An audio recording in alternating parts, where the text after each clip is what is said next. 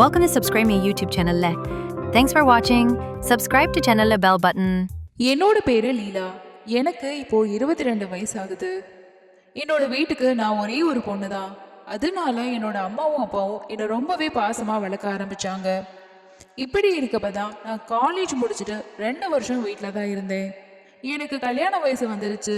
மகளுக்கு கல்யாணம் பண்ணணும்னு சொல்லி என்னோட அப்பா கல்யாணம் பேச ஆரம்பிச்சாரு. அதுக்கப்புறமா மாப்பிள்ளை பார்க்கவும் ஆரம்பிச்சாங்க. நான் வீட்டுக்கு ஒரே பொண்ணு அப்படிங்கிறதுனால என்னோட அம்மாவும் அப்பாவும் என்ன நினைச்சாங்க அப்படின்னா, ரொம்ப தூரத்தில் கல்யாணம் பண்ணி கொடுத்துட்டா அடிக்கடி பொண்ணை பார்க்க முடியாது, அவளுக்கும் நம்மளை பார்த்துட்டு போக முடியாது, அதனால பக்கத்து ஊர்லேயே மாப்பிள்ளை கிடைச்சா பரவாயில்ல, அப்படிதான் கல்யாணம் பண்ணி கொடுக்கணும்னு சொல்லி ஒரு முடிவோட இருந்தாங்க. இந்த முடிவுக்கு அப்புறமா அவங்க அக்கம் பக்கத்தில் இருக்க ஊர்களில் மாப்பிள்ளை தேடவும் ஆரம்பிச்சாங்க. இப்படியே தேடிக்கிட்டு இருக்கப்பதான் பக்கத்து ஊர்ல குமார் அப்படிங்கிற ஒருத்தரோட ஜாதகம் அப்பா கிட்ட கிடைச்சது. குமார் ஒரு பிரைவேட் கம்பெனில வேலை பார்த்துட்டு இருக்காரு அப்படின்னும் என்னோட அப்பாவோட ஃப்ரெண்டு மூலமா அவருக்கு தெரிய வந்துச்சு. அதுக்கப்புறமா அவரோட வீட்டுக்கு போயிட்டு மாப்பிள்ளை பார்க்கவும் ஆரம்பிச்சாங்க. மாப்பிள்ளைய என்னோட அப்பாவுக்கும் அம்மாவுக்கும் ரொம்பவே பிடிச்சு போச்சு.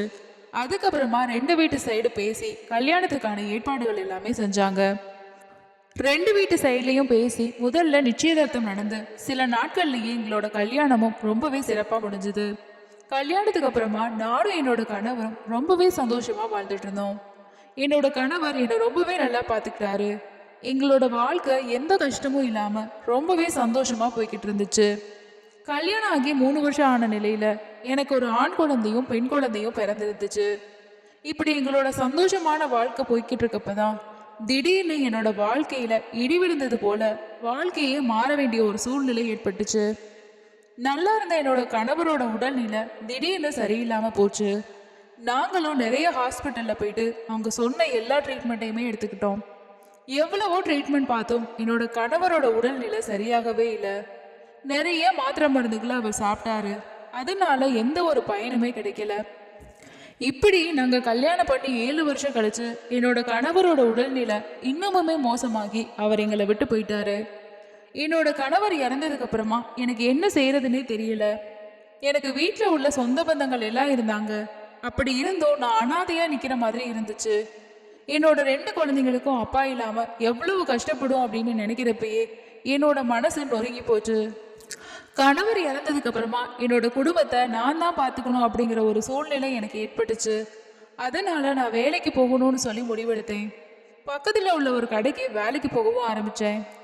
இந்த சமுதாயத்தில் ஒரு பெண் விதவையாக இருந்தா மற்ற ஆண்கள் எப்படியெல்லாம் பார்ப்பாங்கன்னு சொல்லி எல்லாருக்குமே தெரிஞ்ச ஒரு விஷயம்தான்.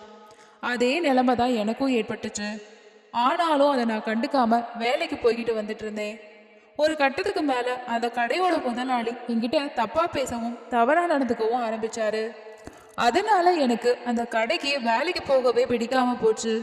என்ன செய்யறதுன்னு தெரியாம யோசிச்சுட்டே இருந்தேன். அப்பதான் எனக்கு ஒரு யோசனை வந்துச்சு. எனக்கு டெய்லர் வேலை தெரியும். என்னோட ஊர்ல ஒரு டெய்லரிங் கடையை ஆரம்பிக்கலாம்னு சொல்லி முடிவு பண்ணேன். அதே போல டெய்லரிங் கடைக்கு தேவையான எல்லா விஷயத்தையுமே ரெடி பண்ணி ஒரு டெய்லரிங் கடையும் ஆரம்பிச்சேன். என்னோட கடைக்கு எங்க ஊர்ல ரொம்பவே வரவேற்பு இருந்துச்சு. ஏன்னா எங்க ஊர்ல நான் வச்சதுதான் முதல் டெய்லர் கடை. இப்படியே என்னோட கடைக்கு ஆட்கள் வர வர எனக்கு கீழே 3 பேரை வேலைக்கு வச்சேன். அது மூலமா நான் நல்லா சம்பாதிச்சு என்னோட குழந்தைங்களை சந்தோஷமா பார்த்துக்கிட்டேன். என்னோட டெய்லர் கடை ரொம்பவே நல்லா போய்கிட்டு இருந்துச்சு. எங்களோட தெருவில் சுதாகர் அப்படின்னு சொல்லி 24 வயசான ஒரு பையன் இருந்தான். அவன் 12th வரைக்கும் ஸ்கூலுக்கு போயிட்டு அதுக்கு மேலே படிப்பு ஏறலை அப்படிங்கிறதுனால வேலைக்கு போக ஆரம்பித்தான். வேலைக்கு போயிட்டு அதில் வர சம்பளத்தை அவனோட வீட்டுக்கு கொடுத்து உதவி செய்யவும் ஆரம்பித்தான். சுதாகர் டெய்லியும் வேலைக்கு போகிறப்பையும் வர்றப்பையும் என்னை கடையில் பார்த்துட்டு தான் போவான். அவனோட பார்வை எல்லாரோட பார்வை மாதிரி இல்லாமல் கொஞ்சம் வித்தியாசமாக தான் இருக்கும். நான் பார்க்குறதுக்கு ரொம்ப அழகாக இருப்பேன். அதனால இந்த சுதாகருக்கு என் மேலே ஒரு ஆர்வம் இருக்கு அப்படிங்கிறது போக போக எனக்கு புரிய ஆரம்பிச்சிச்சு. இதுக்கப்புறமா சுதாகர் என்கிட்ட பேசணும் அப்படின்றதுக்காக ஒரு நாள் என்னோட கடைக்கு வந்து என்னோட அம்மாவுக்கு ஒரு பிளவுஸ் தைக்கணும், அதுக்கு எவ்வளோ ஆகும்னு சொல்லி கேட்டான். அப்படி கேட்கறது மாதிரி அவன் என்கிட்ட பேசணும் அப்படின்னு நினைச்சது எனக்கு புரிய ஆரம்பிச்சது.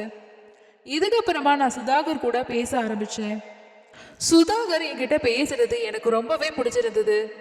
கணவர் இல்லாம தனிமையில இருக்க எனக்கு இப்படி ஒரு ஆண் நண்பரோட பேசக்கூடிய வாய்ப்பு கிடைச்சின்னு சொல்லி சுதாகர் கூட பேசி பழக ஆரம்பிச்சேன். இதுக்கப்புறமா நாங்க செல்போன் நம்பரை மாத்திக்கிட்டு 2 பேரும் பேசி பழக ஆரம்பிச்சோம். எங்களோட பழக்கம் நாளடைவில் நெருக்கமான பழக்கமா ஆரம்பிச்சிச்சு.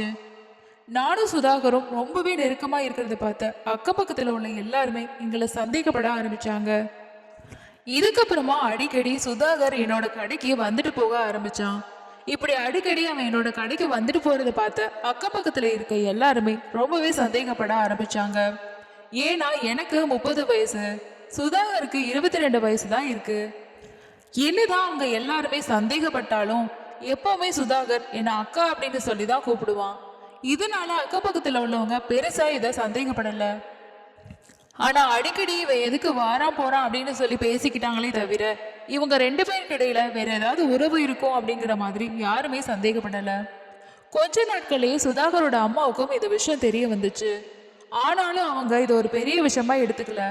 ஏன்னா தன்னோட பையன் யதார்த்தமா பேசி பழகுவான், எல்லார்கிட்டையும் சகஜமா பேசக்கூடிய ஒரு பையன் தானே, இந்த பொண்ணுகிட்ட பேசுறதுல அப்படி என்ன இருக்குன்னு சொல்லி அவங்களும் சாதாரணமா விட்டுட்டாங்க. ஆனா இவங்க யாரும் நினைக்கிற மாதிரி நாங்க 2 பேரும் சாதாரணமா பழகவே இல்லை. எங்களோட பழக்கம் நாளடைவுல காதலா மாறுச்சு. ஒரு கட்டத்துல 2 பேருமே அடிக்கடி வெளியில போறது, ஒன்னா நிறைய இடங்களை சுத்துறது, அதுக்கப்புறமா தனிமையில இருக்கிறது அப்படின்னு சொல்லி எங்களோட வாழ்க்கை மாற ஆரம்பிச்சிச்சு. அடிக்கடி சுதாகர் அவனோட பைக்ல என்னை கூட்டிக்கிட்டு பார்க்கு, சினிமான்னு சொல்லி நிறைய இடங்கள்ல சுத்த ஆரம்பிச்சான். நாங்க 2 பேரும் நேர காலம் பார்க்காம சுத்த ஆரம்பிச்சோம். இதை பார்த்த எல்லாருக்குமே எங்க மேல இன்னுமே சந்தேகம் வர ஆரம்பிச்சிச்சு. இப்படி இருக்கப்பதான் ஒரு நாள் நாங்க 2 பேரும் ஒன்னா உட்காந்து பேசிட்டு இருந்தோம். அப்போ சுதாகர் கிட்ட நான் என்ன சொன்னேன் அப்படின்னா, நீ என்னை விட 8 வயசு சின்ன பையனா இருக்க, ஆனா என்னோட மனசுல உன்னை நான் தம்பியா நினைக்கல, உன் மேல எனக்கு ஒரு காதல் இருக்கு அப்படின்னு சொல்லி நான் சொன்னப்பயே சுதாகர் என்ன சொன்னா அப்படின்னா, நானும் உன்னை ஒரு அக்கா போல நினைக்கல, என்னோட காதலியா தான் நினைக்கிறேன், இத்தனை நாள் நான் அப்படிதான் நினைச்சிட்டு இருந்தேன்னு சொல்லி என்கிட்ட சொன்னான். இப்படி இருக்க 2 பேரும் காதலிக்கவும் ஆரம்பிச்சோம். இதுக்கப்புறமா நாங்க கிடைக்கிற நேரத்துல தனிமையில இருந்து வரவும் ஆரம்பிச்சோம். சுதாகருக்கும் என் மேல ஒரு இன்ட்ரெஸ்ட் இருக்குன்னு தெரிஞ்சதுக்கு அப்புறமா, அவன் என்னை விரும்புறான்னு தெரிஞ்சதுக்கு அப்புறமா வீட்டுல நானும் குழந்தைகளும் மட்டும்தான் இருக்கும். அதனால என்னோட 2 குழந்தைகளையும் சில நாட்கள்ல நைட்டு தூங்க வச்சுட்டு அதுக்கப்புறமா சுதாகரை வீட்டுக்கு வர வச்சு அவனோட பேசுறது தனிமையில இருக்குதுன்னு சொல்லி என்னோட காலத்தை போக்கிட்டு வந்தேன். இப்படியே எங்க 2 பேரோட நெருக்கம் அக்கம் பக்கத்துல உள்ள எல்லாரும் பார்த்து கிசுகிசுக்க ஆரம்பிச்சிட்டாங்க. கடைக்கு வந்துட்டு போனப்ப பேச ஆரம்பிச்சவங்க வீட்டுக்கு வந்தப்போ இன்னுமே அதிகமா பேச ஆரம்பிச்சிட்டாங்க. ஒரு கட்டத்துல சுதாகர் என்ன நினைச்சா அப்படின்னா, எப்படியுமே அக்கம் பக்கத்துல இருக்க நிறைய பேருக்கு நம்ம இவங்க வீட்டுக்கு வந்துட்டு போற விஷயம் தெரிய ஆரம்பிச்சிருச்சு. எப்படி இருந்தாலும் இந்த விஷயத்த நம்ம அம்மா கிட்ட இவங்க சொல்லிடுவாங்க, இவங்க சொல்றதுக்கு முன்னாடி நாமளே அதை சொல்லிடலான்னு சொல்லி சுதாகர் முடிவு பண்ணிட்டான். அவனோட அம்மா கிட்ட போயிட்டு, அம்மா நான் லீலாவை விரும்புறேன், நான் அவங்கள தான் கல்யாணம் பண்ணிக்கணும்னு சொல்லி ஆசைப்படுறேன் அப்படின்னு அவங்க அம்மா கிட்ட சொல்லியிருக்கான். இதை கேட்டு அவங்க அம்மா கோவப்பட்டு, இத்தனை நாளா அக்கான்னு சொல்லிட்டு இப்போ இப்படி வந்து சொல்ற, அது மட்டும் இல்லாம உன்னை விட அந்த பொண்ணு எவ்வளவு வயசு அதிகமான பொண்ணு தெரியுமா அப்படின்னு சொல்லி அவங்க அம்மா எவ்வளவோ எடுத்து சொல்லி பார்த்துருக்காங்க. ஆனா சுதாகர் அதை பத்தி கண்டுக்கவே இல்லை. தன்னோட மகன் இவ்வளவு எடுத்து சொல்லியும் கண்டுக்கவே இல்லைன்னு சொல்லி சுதாகரோட அம்மா ரொம்பவே கவலைப்பட ஆரம்பிச்சிருக்காங்க. தான் ஆசையா வளர்த்த தன்னோட மகன் இப்படி தவறான பாதையில போறானே, என்னோட மகன் கிட்ட தயவு செஞ்சு அவளை நம்பாத, அவ வயசு வித்தியாசம் பார்க்காம உன்னோட பழகிட்டு வாரா, அவளுக்காக மனைவியை தொலைச்சவங்க வாழ்க்கையை கொடுப்பா இருப்பாங்க, ஆனா நீ அப்படி கிடையாது, உனக்கு இப்போ 22 வயசு தான் ஆகுது, இனிமையே தான் உனக்கு வாழ்க்கையே ஆரம்பிக்க போகுது, ஆனா இந்த பொண்ணுக்கு கல்யாணமாகி 2 குழந்தை வேற இருக்கு, நீ எதுக்காக அவளை கல்யாணம் பண்ணிக்க ஆசைப்படுற, எதுக்காக கல்யாணம் பண்ணணும்னு நினைக்கிற, இதுக்கு நான் ஒரு நாளுமே சம்மதிக்க மாட்டேன்னு சொல்லி சுதாகரோட அம்மா சுதாகர் கிட்ட சொல்லியிருக்காங்க. சுதாகரோட அம்மா இருக்கக்கூடிய யதார்த்தமான விஷயத்த எவ்வளவோ எடுத்து சொல்லியும் சுதாகர் கொஞ்சம் கூட கேட்கவே இல்லை. அவங்க அம்மா பேசுனதுக்கு எல்லாமே அவன் என்ன சொன்னான் அப்படின்னா, நீங்க என்ன சொன்னாலும் நான் கேட்க மாட்டேன், அதை ஒத்துக்கவும் மாட்டேன், என்னால அவளை விட்டு வர முடியாது, நான் அவளை மனப்பூர்வமா காதலிக்கிறேன், அவ எப்படி இருந்தாலும் எனக்கு பரவாயில்ல, ஆனா இந்த ஜென்மத்துல நான் அவளை தான் கல்யாணம் பண்ணிக்குவேன்னு உறுதியா சொல்லிட்டு கோவப்பட்டு வீட்டுல இருந்து கிளம்பி என்னோட வீட்டுக்கு வந்துட்டான். இதுக்கப்புறமா நான் அவன்கிட்ட பேசி அவனை மயக்கி நான் உன்னை கல்யாணம் செஞ்சுக்கலாம் அப்படின்னு விரும்புறேன், இதுக்கு உனக்கு சம்மதம்னா ஊர் மக்கள் எல்லாருமே என்னை தவறா பேச ஆரம்பிச்சிட்டாங்க, இதுக்கு மேலேயும் நான் கல்யாணம் பண்ணிக்காம இருந்தேன் அப்படின்னா என்னோட நிலைமை ரொம்பவே மோசமாகிடும்னு சொல்லி சொன்னேன். இதை கேட்ட சுதாகருக்கும் நான் சொல்றது தான் சரின்னு சொல்லிப்பட்டுச்சு. தன்னோட அம்மா அப்பா இந்த கல்யாணத்துக்கு ஒரு நாளுமே சம்மதிக்க மாட்டாங்க. அவங்களுக்காக யோசிச்சோம் அப்படின்னா லீலாவை நம்ம தொலைச்சிருவோம்னு சொல்லி நாங்கள் 2 பேரும் கல்யாணம் பண்ணிக்கலான்னு சொல்லி முடிவு பண்ணோம். அதுக்கப்புறமா எங்கள் ஊரில் இருக்கக்கூடிய கோவிலில் போயிட்டு 2 பேருமே கல்யாணமும் பண்ணிக்கிட்டோம். இப்படி இருக்கப்பதான் சுதாகரோட அம்மாவுக்கும் அப்பாவுக்கும் இந்த விஷயம் தெரிய வந்துச்சு. தன்னோட மகனை இத்தனை நாள் கஷ்டப்பட்டு பெத்து வளர்த்து நம்மளை பற்றி நினைக்காம யாரோ ஒரு பொண்ணுக்காக நம்மளை விட்டுட்டு போயிட்டானே அப்படின்னு சொல்லி இனிமே நீ இந்த வீட்டு பக்கமே வரக்கூடாது, உனக்கும் எங்களுக்கும் எந்த சம்பந்தமும் இல்லைன்னு சொல்லி அந்த வீட்டை விட்டு வெளியே போக சொல்லிட்டாங்க. அவனுமே என்னோட வீட்டுக்கு வந்துட்டான். இதுக்கப்புறமா சுதாகர் தன்னோட மனைவி லீலாவுக்காக தன்னோட வீட்டை விட்டு வெளியே வந்து லீலா கூட ஒன்னா வாழ ஆரம்பிச்சிட்டான். லீலாவோட 2 குழந்தைகளையும் அவன் தன்னோட குழந்தைகள் மாதிரி பார்த்துக்க ஆரம்பிச்சான். இப்படி இருக்கப்பதான் 2 பேரும் வேலைக்கு போகவும் ஆரம்பிச்சாங்க. சுதாகரோட அம்மா என்னதான் தன்னோட பையன் தான் பேச்சு கேட்காம இன்னொரு பொண்ணு கல்யாணம் பண்ணிக்கிட்டு போயிட்டாலும் அவங்களுக்கு அவன் மேல இருக்கக்கூடிய பாசம் மட்டும் குறையவே இல்லை. அவனை வீட்டில் ஏத்துக்காட்டியுமே அவன் கிட்ட அவங்க அம்மா அடிக்கடி கால் பண்ணி பேசி நல்லா விசாரிச்சுக்கிட்டே இருந்திருக்காங்க. இப்படியே இவங்க 2 பேரும் கல்யாணம் பண்ணி 1 வருஷம் ஆகிடுச்சு. சுதாகரோட அம்மா எப்பவும் அவனுக்கு கால் பண்ற மாதிரி ஒரு நாள் கால் பண்ணியிருக்காங்க. சுதாகரோட செல்போன் சுவிட்ச் ஆஃப் ஆகி வந்திருக்கு. சரி, தன்னோட மகன் ஏதோ வேலையா இருப்பான்னு சொல்லி அவங்க கண்டுக்காம விட்டுட்டாங்க. கொஞ்ச நாட்கள் ஆன நிலையில தன்னோட மகனுக்கு பேசணும்னு நினைச்சு கால் பண்ணியிருக்காங்க. திரும்பவும் சுதாகரோட நம்பர் சுவிட்ச் ஆஃப்னு சொல்லி வந்திருக்கு. இப்படியே சுதாகருக்கு அடிக்கடி கால் பண்ணிக்கிட்டே இருந்திருக்காங்க. சுதாகரோட ஃபோன் தொடர்ச்சியா சுவிட்ச் ஆஃப்னு சொல்லியே வந்திருக்கு.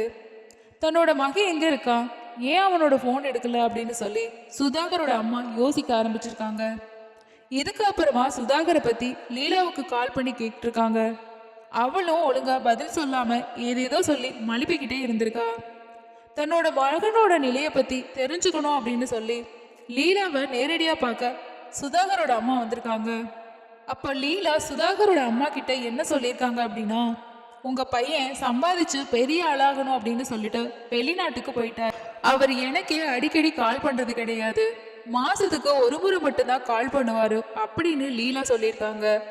லீலா சொன்னதை கேட்டுட்டு இருந்த சுதாகரோட அம்மாவுக்கு தன்னோட பையன் நம்ம கிட்ட சொல்லாம எங்கேயுமே போக மாட்டானே, ஆனா இப்போ லீலா வெளிநாட்டுக்கு போயிட்டதா சொல்றாளே அப்படின்னு ஒரு சந்தேகம் ஏற்பட ஆரம்பிச்சிருக்கு. ஆனாலும் தன்னோட மகன் ஒருவேளை மனைவி பேச்சை கேட்டுக்கிட்டு நம்ம கிட்ட சொல்லாம போயிட்டானோ அப்படின்னு அவங்க யோசிச்சுக்கிட்டு அங்க இருந்து கிளம்பியிருக்காங்க. இப்படி இருக்கப்பதான் அவன் வெளிநாட்டுக்கு போனதா சொல்லிட்டு போயிட்டு 2 வருஷம் ஆன நிலையிலையும் ஒரு முறை கூட சுதாகர் தன்னோட அம்மா கிட்ட பேசவே இல்லை. இதனால தன்னோட மகனோட நிலை என்னாச்சுன்னு சொல்லி சுதாகரோட அம்மா யோசிக்க ஆரம்பிச்சிருக்காங்க. தன்னோட மகனோட நிலையை பத்தி தெரிஞ்சுக்கிறதுக்காக அவங்க முடிவும் செஞ்சிருக்காங்க. சுதாகரோட அம்மா லீலாவை நோட்டு விடவும் ஆரம்பிச்சிருக்காங்க. அதே போல அவ வச்சிருக்கக்கூடிய தையல் கடைக்கும் அவ வீட்டுக்கும் யார் யார் வந்துட்டு போறாங்கன்னு சொல்லி பார்க்கவும் ஆரம்பிச்சிருக்காங்க. அப்போ லீலாவோட தையல் கடைக்கும் அவளோட வீட்டுக்கும் 2 ஆண்கள் போறதும் வர்றதுமா இருந்ததை பார்த்துருக்காங்க. அதுல ஒருத்தர் சுதாகர் கூட வேலை பார்த்த தன்ராஜ் அப்படிங்கிறத சுதாகரோட அம்மா கண்டுபிடிச்சிட்டாங்க. சுதாகரோட அம்மாவுக்கு தன்னோட மகனோட நிலை என்னாச்சுன்னு சொல்லி இன்னுமுமே பயம் அதிகரிக்க ஆரம்பிச்சிருக்கு. கடைசியா வேற வழியே இல்லை அப்படின்னு சொல்லி பக்கத்துல உள்ள போலீஸ் ஸ்டேஷனுக்கு போயிட்டு தன்னோட மகன் எங்க வீட்டை எதிர்த்து கல்யாணம் பண்ணிக்கிட்டான், அவளுக்கு அவனை விட 8 வயசு அதிகம், அவளை பத்தி நிறைய விஷயத்த நாங்க அவகிட்ட சொன்னோம், ஆனா என்னோட பையன் கேட்காம அவளை கல்யாணம் பண்ணிக்கிட்டான், என்னோட பையன் அவளை கல்யாணம் பண்ணதுக்கு அப்புறமா 2 வருஷமா அவனை காணவே இல்லை அப்படின்னு சொல்லி அவங்களோட கம்ப்ளைண்ட்டை கொடுத்துருக்காங்க. இதை கேட்ட போலீஸ் சுதாகரோட அம்மா கொடுத்த புகாருக்கு கீழே லீலாவை விசாரிக்கவும் ஆரம்பிச்சிருக்காங்க. அவளை விசாரிக்க போன காவலர்கள் கிட்ட அவ முன்னுக்கு பின்னா முரணாவே பேசிட்டு இருந்திருக்கா. இப்படி இருக்கப்பதான் லீலாவை காவலர்கள் காவல் நிலையத்துக்கு கூட்டிட்டு வந்திருக்காங்க. அவளை மிகவுமே நெருக்கடி கொடுத்து விசாரிக்கவும் ஆரம்பிச்சிருக்காங்க. அப்பதான் அவ செஞ்ச கொடூரமான காரியத்தை சொல்ல ஆரம்பிச்சிருக்கா. அது என்னன்னா, லீலாவும் சுதாகரும் கல்யாணம் செஞ்சு வாழ்க்கையை 2 பேருமே சந்தோஷமா போய்கிட்டு இருந்திருக்கு. அப்போதான் சுதாகரோட நண்பரான தன்ராஜ் சுதாகரை பார்க்கறதுக்காக அந்த தையல் கடைக்கு போறது போல லீலாவையும் கொஞ்சம் மாட்டத்தோட பார்க்க ஆரம்பிச்சிருக்காரு. தன்னை தவிர தன்ராஜ் பார்க்கறது லீலாவுக்கும் தெரிய வந்திருக்கு. லீலாவுக்கும் சுதாகருக்கும் கல்யாணமாகி 1 வருஷம் ஆன நிலையில லீலாவுக்கு சுதாகர் மேல சலிப்பு வர ஆரம்பிச்சிருச்சு. தன்ராஜ் அடிக்கடி தையல் கடைக்கு வர்றதும் காலப்போக்குல லீலாவுக்கு பிடிச்சு போகுது. அவன் தன்னோட கணவன் சுதாகரை பார்க்க வர்றது போல தன்னைத்தான் பார்க்க வரான்னு சொல்லி லீலாவும் புரிஞ்சுக்க ஆரம்பிக்கிறாங்க. அதனால தான் காதலிச்சு கல்யாணம் பண்ணிக்கிட்ட சுதாகர் மேல உள்ள ஆசை படிப்படியா தன்ராஜ் பக்கம் மாற ஆரம்பிச்சிருக்கு. அதே மாதிரி சுதாகர் வேலைக்கு போனதுக்கு அப்புறமா தன்ராஜ் லீலாவை பார்க்கறதுக்காக வந்துடுறான். லீலாவோட மணிக்கணக்கில் பேசுறது, அவ கூட பழகுறதுன்னு சொல்லி தன்ராஜ் இருந்து வந்திருக்கான். காலப்போக்கில் லீலாவுக்கு தன்ராஜ ரொம்பவே பிடிச்சி போகுது. 2 பேரும் நெருங்கி பழக ஆரம்பிச்சிருக்காங்க. ஒரு கட்டத்துக்கு மேல அவங்க 2 பேரும் அந்த தையல் கடையிலேயே தனிமையில இருந்திருக்காங்க. இந்த விஷயம் அக்கம் பக்கத்துல இருந்த எல்லாருக்குமே தெரிய வந்திருக்கு. முதல்ல சுதாகர் இதை போல தான் வந்தான், இப்போ தன்ராஜ் இதே போலதான் வர்றான் அப்படின்னு சொல்லி அவங்க தெரிஞ்சுக்கிறாங்க. அக்கப்பக்கத்துல உள்ளவங்க கணவன் இல்லாத நேரத்துல இவ ஏன் அடிக்கடி இங்க வர்றான் அப்படின்னு சொல்லி சுதாகர் கிட்ட நடந்ததை பத்தி சொல்ல ஆரம்பிக்கிறாங்க. இதை கேட்டு அதிர்ச்சியான சுதாகர் தன்னோட மனைவியோட செல்போனை எடுத்து பாக்குறாரு. அந்த செல்போன்ல தன்னோட மனைவி தன்ராஜ் கூட அடிக்கடி ரொம்ப நேரம் பேசி பழகிறது இவர் கண்டுபிடிக்கிறாரு. அது கூடவே உங்களோட வாட்ஸ்அப் சேட்ல தவறான போட்டோக்களையும் அதிகமா பகிர்ந்ததையும் தெரிய வருது. இதை பார்த்த சுதாகர் அதிர்ச்சி ஆகுறாரு. இதுக்கப்புறமா தன்னோட மனைவியான லீலா கிட்ட போயிட்டு நடந்ததை பத்தி கேட்கிறாரு. நான் உனக்கு ஏதாவது துரோகம் செஞ்சனா? உனக்காக தானே என்னோட அம்மா அப்பாவை விட்டுட்டு அனாதையா உன் கூட வந்திருக்கேன். உன்னோட குழந்தைகளை என்னோட குழந்தைங்க போல நான் பாத்துக்கிறேன். ஆனா நீ எனக்கே தெரியாம அந்த தன்ராஜ் கூட பேசி பழகிட்டு இருக்கியா? ஆனா நீ எனக்கு தெரியாம அந்த தன்ராஜ் கூட பேசி பழகிட்டு இருக்கியா? இப்ப நான் உனக்கு சலிச்சிட்டனா? அதனாலதான் அவனை பிடிச்சிட்டியான்னு சொல்லி லீலாவை அடிக்கடி கேட்டுக்கிட்டே இருந்திருக்காரு. இதுக்கப்புறமா லீலா போற இடம் வர்ற இடம் எல்லாமே அவளுக்கு தெரியாம அவளை நோட்டமிடவும் ஆரம்பிச்சிருக்காரு. சுதாகர் லீலாவை நோட்டமிடுறது, கேள்வி கேட்கறது லீலாவுக்கு சுத்தமா பிடிக்கவே இல்லை. இது அவங்கள நிம்மதியா இருக்க முடியல அப்படின்னு சொல்லி ஃபீல் பண்ண வச்சிருக்கு. ஒரு கட்டத்துல தன்ராஜா அவங்களுக்கு ரொம்பவே பிடிச்சு போகுது. நம்ம தன்ராஜ் கூட இனிமே வாழலான்னு சொல்லி முடிவு பண்ணி தன்ராஜோட சேர்ந்து சுதாகரை கொலை பண்றதுக்காக முடிவு செய்யறாங்க. இப்படி இருக்கப்பதான் எப்பவும் போல சுதாகர் வேலைக்கு போயிட்டு நைட்டு வீட்டுக்கு வந்து சாப்பிட ஆரம்பிச்சிருக்காரு. லீலாவும் அவருக்கு சாப்பாடு கொடுக்கறதுக்காக சாப்பாடு சமையல் அறையிலிருந்து எடுத்துட்டு வந்திருக்காங்க. சுதாகர் மயக்க நிலைக்கு போனாதான் நான் நினைச்சது நடக்கும் அப்படிங்கிறதுக்காக அவர் சாப்பிடுற சாப்பாட்டுல மயக்க மருந்தை கலந்து வச்சிருக்காங்க. அது தெரியாம சுதாகர் அதை சாப்பிட்டுட்டு கொஞ்ச நேரத்திலேயே மயக்கமும் ஆகியிருக்காரு. அவர் மயக்கமானதுக்கு அப்புறமா லீலாவும் தன்ராஜும் சேர்ந்து அவர் ஒரு கைத்துல எடுத்து அவரோட கழுத்துல நெரிச்சு 2 பேரும் சேர்ந்து கொலை பண்ணியிருக்காங்க. சுதாகரோட சடலத்தை எடுத்துட்டு போயிட்டு வீட்டுக்கு பின்னாடி பக்கம் இருக்க கொல்லையில ஒரு குழிய தோண்டி நைட்டோட நைட்டா அங்கேயே புதைச்சிருக்காங்க. அவரை கொண்டு தன்னோட வீட்டோட பின்பக்கத்திலேயே புதைச்சிட்டு எப்பவும் போல அவங்க ஒண்ணு தெரியாதது போல இருந்திருக்காங்க. இப்படி அவங்க செஞ்ச எல்லாத்தையுமே காவல் நிலையத்துல ஒண்ணு விடாம போலீஸ் கிட்ட சொல்லியிருக்காங்க. இதை கேட்ட போலீஸ் லீலாவையும் தன்ராஜையும் கைது பண்ணி சிறையிலேயே அடைச்சிருக்காங்க. பாவம் அந்த சுதாகரோட அம்மா தான் ஆசையா வளர்த்த ஒரே மகன் தான் பேச்ச கேட்காம இப்படி வயசான பொண்ணை கல்யாணம் பண்ணிக்கிட்டு போயிட்டு அந்த பொண்ணோட காமத்தினால இப்ப தன்னோட மகனே இல்லாத சூழ்நிலை ஏற்பட்டுருச்சேன்னு சொல்லி வருத்தப்பட ஆரம்பிச்சிருக்காங்க. லீலா தன் காமத்தினால மட்டுமே சுதாகரை கல்யாணம் பண்ணிக்கிட்டு இருந்திருக்காங்க. அவங்கிட்ட தன்னோட காமத்தை தீர்த்துக்கிட்டதுக்கு அப்புறமா சுதாகரோட நண்பனான தன்ராஜை வச்சு கொலை செஞ்சிருக்காங்க. ஆனா சுதாகர் அவங்க காட்டின அன்புலையும் பாசத்திலையும் மயங்கி தன்னோட உண்மையான காதலை அவங்க கிட்ட வெளிப்படுத்தி அவங்கள கல்யாணமும் பண்ணிக்கிட்டு இருந்திருக்கான். அதுக்கப்புறமா அந்த 2 குழந்தைகளையும் தன்னோட குழந்தைகள் போல அவங்களுக்கு நல்லது கெட்டது எல்லாத்தையுமே பார்த்து பார்த்து செஞ்சிருக்கான். ஆனா தன்னோட மனைவியோட ஈன புத்தியினால இப்படி ஒரு நிலைக்கு தள்ளப்பட்டு இறந்தும் போயிருக்கான். அதே போலதான் தன்ராஜ் சுதாகர் கூட ரொம்பவே நெருக்கமான நண்பனா பழகி அவனோட காமத்து மேல உள்ள ஆசையால சுதாகரோட மனைவின் கூட பார்க்காம லீலாவை தவறான எண்ணத்தோட பார்க்க ஆரம்பிச்சதுதான் காமத்தை கட்டுப்படுத்த முடியாம லீலாவும் தன்ராஜ் கூட தொடர்புக்கு ஆரம்பிச்சு கடைசியில சுதாகரை 2 பேரும் சேர்ந்து கொலை பண்ணியிருக்காங்க. இந்த சம்பவத்துல சுதாகர் என்னதான் லீலாவை உண்மையா காதலிச்சு தன்னோட குடும்பத்தை விட்டு அவங்கள கல்யாணம் பண்ணிக்கிட்டு வந்திருந்தாலும் லீலாவுக்கு சுதாகர் மேல இருந்தது காதல் அப்படிங்கிறத விட வெறும் காமம் அப்படின்னு தான் சொல்லணும். அதனாலதான் அவங்கள விட அவங்க நண்பர் பெட்டரா அவங்களுக்கு தெரிஞ்சிருக்காங்க. இதில் பாதிக்கப்பட்டது யாரு அப்படின்னா லீலாவோட 2 குழந்தைகளும் சுதாகர் மட்டும்தான். இதை பற்றின உங்களோட கருத்துக்களை கீழே இருக்கக்கூடிய கமெண்ட் செக்ஷனில் ஷேர் பண்ணுங்க.